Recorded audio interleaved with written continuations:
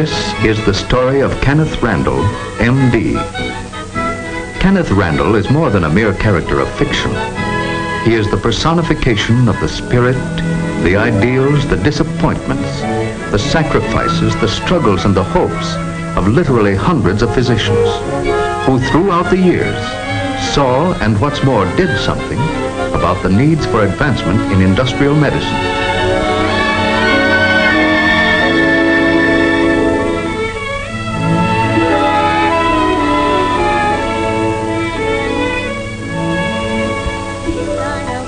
Waterfall and in the evening, da-da-da-dum, da-dum, da-da-dum, da-dum, da-dum.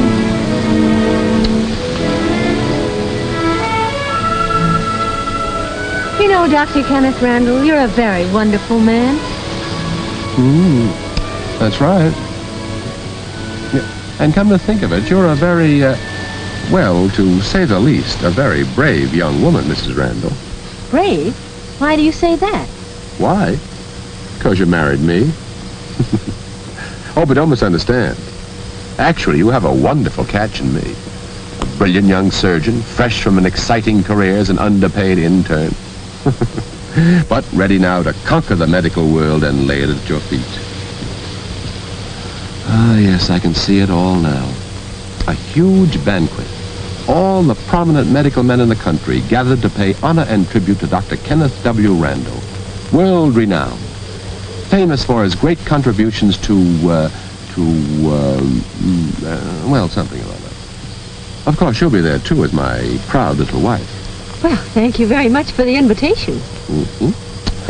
Ah, I can hear me now, as I stand to accept the tremendous ovation and make my acceptance speech. All that I am, or ever hope to be, I owe to my little wife. Bravo! Bravo!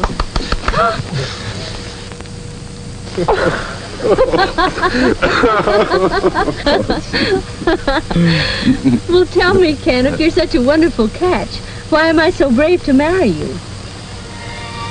Because you didn't wait until I became a success.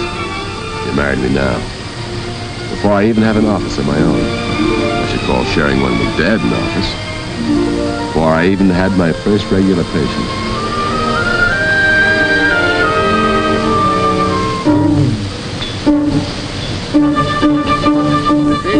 Hurry. I'll take the basket All here. right.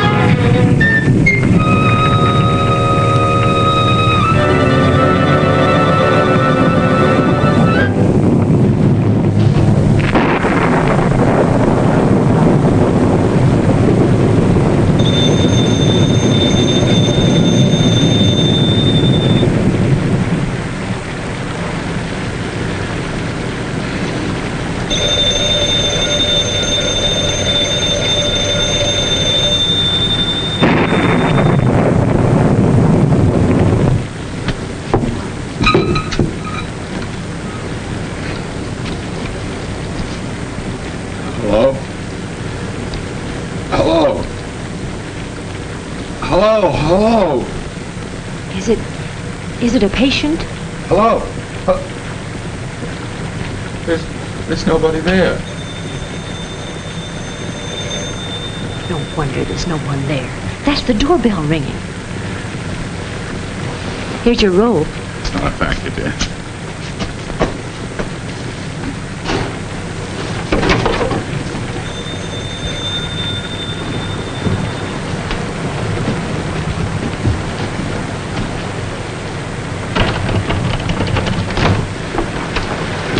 Gotta get there. Quick, Doc. Bill's hurt bad. Bleeding like anything. I'll be back in a minute.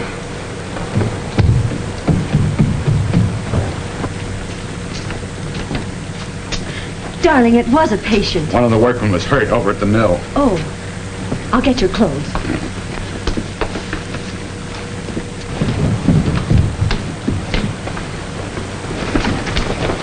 We can get there quicker if we cut across. We'll take Dad's car. Yeah. Thanks.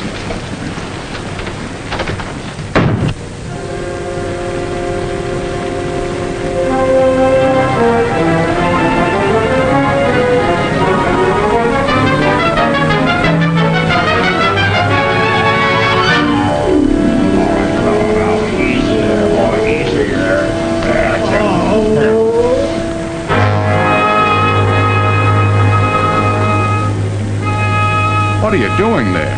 Using chewing tobacco for disinfect. Sure, that's what we always do. Cobwebs for the bleeding and chewing tobacco for disinfecting. Here, let me in there. Yes, sir. We have to get this man to a hospital, quickly. Easy. Take it easy there.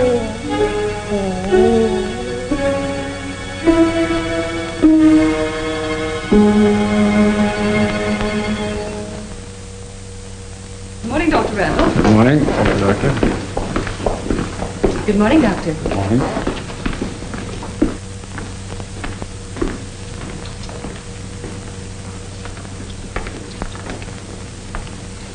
This is your chart.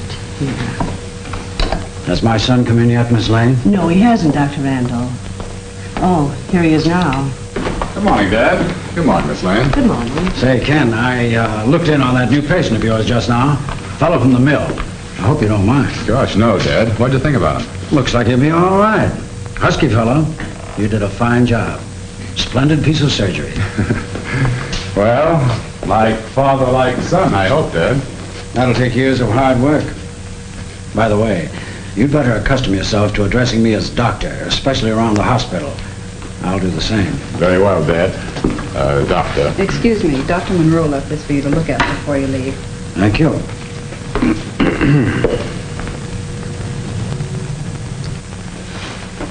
You know, I've been thinking.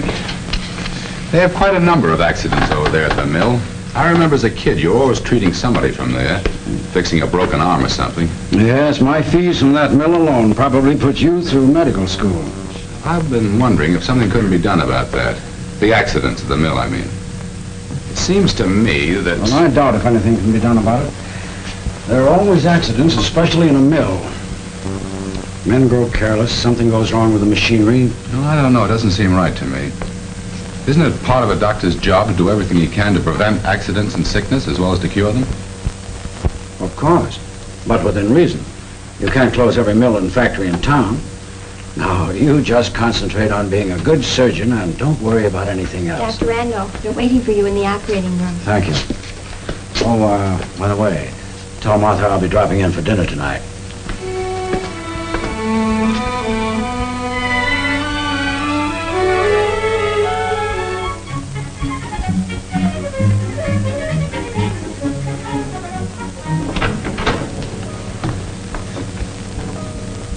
The doctor will see you in just a moment. Mason, what's the matter with you fellows over there at the plant? I thought I told you to come in and have this hand dressed every day. Johnson's as bad as you are. His wound should be dressed every day, too. Yet he hasn't been in for a week. You fellows at the plant are all alike. Gosh, Doc, it ain't so easy. We work all day and at night, well, it seems when we get home, get cleaned up and have our supper, well, I don't know. It seems there just ain't no time for running to the doctor.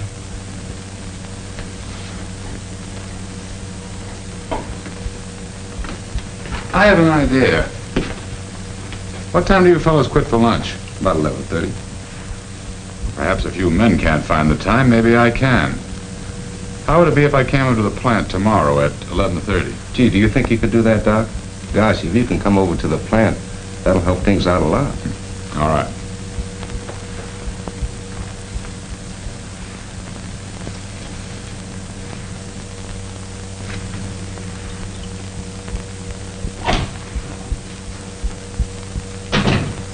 Say, Doc, I wish you'd kind of take a look at my back. It seems to be hurting all the time. Sure, I'll take a look at it. Oh, slip your shirt off, will you? There you are, Jim. That ought to pick you up. Okay, Doc, thanks a lot.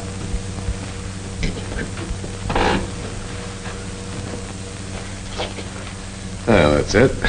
Now, let's see. Where does it hurt? Here? Ah, hurt you there, huh? Do you do much lifting, Judd? Most all the time, Doc. You'd think I'd be used to it, wouldn't you? How long has your back been hurting you? Oh, for several months, off and on. But lately, it's been hurting most of the time. Well, how about getting transferred to some other kind of job? A job where you wouldn't have to do any lifting. Why, I've had lifting jobs all the time. Well, if you keep on lifting, Judd, that pain in your back's going to get worse. You'll be laid up, maybe for a long time.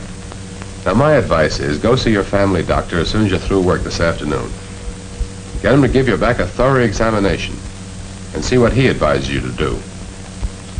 Well, all right if you say so, but I thought maybe you could give me something to rub in and take the pain away. That wouldn't do any good, Judd. Now, don't put off seeing your doctor.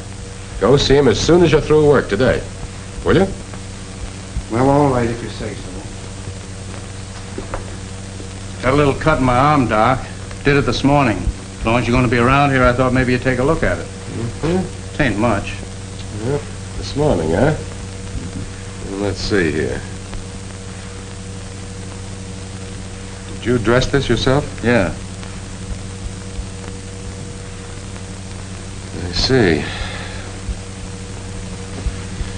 Sit down here, Bill.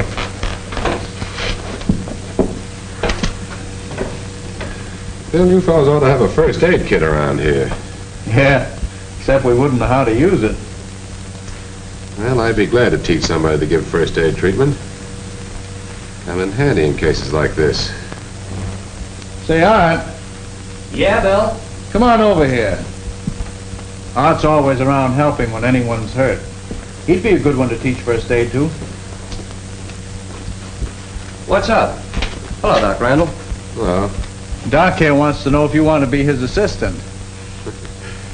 Bill suggested that you might be interested in learning a little about giving first aid in cases like this. Yeah, that'd be all right. Well, fine. I'll leave some iodine, some bandages, and a few,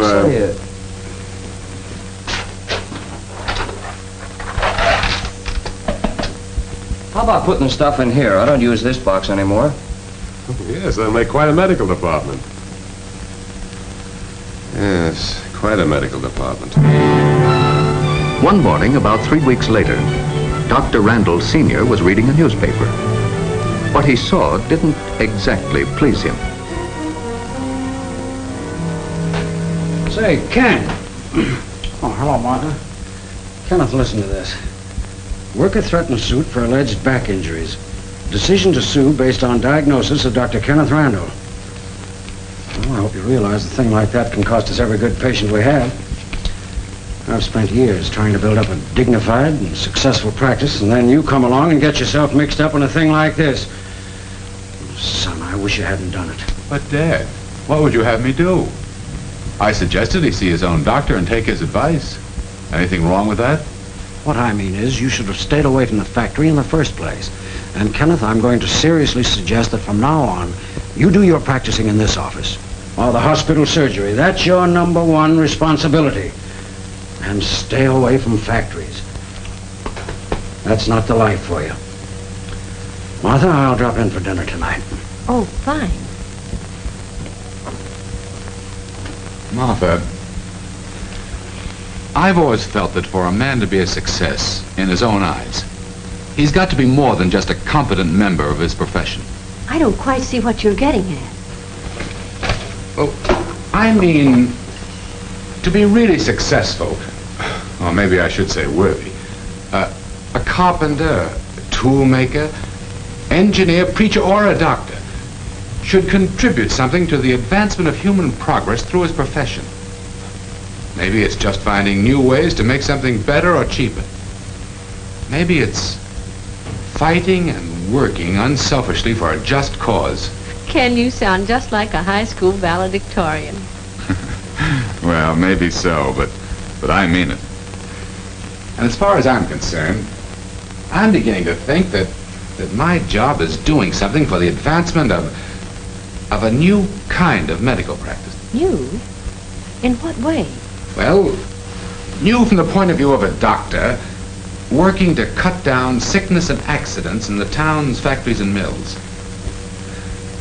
Yes, I suppose you could call it the practice of industrial medicine. But Ken, you know what your father will say. What's more important, Martha? What do you say? All that I am, or ever hope to be, I owe to my wife. In that case, I'd better do all I can to help in whatever job you undertake. How are you going to go about it? Well, right now, I don't know. I really don't know. But I'm going to do something.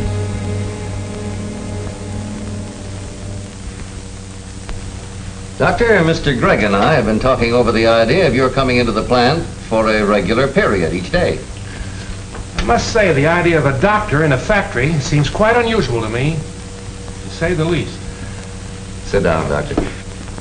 No, gentlemen, there's nothing new about a doctor in industry, and I've been interested in the idea for some time. So when you said you wanted to see me, I came right over.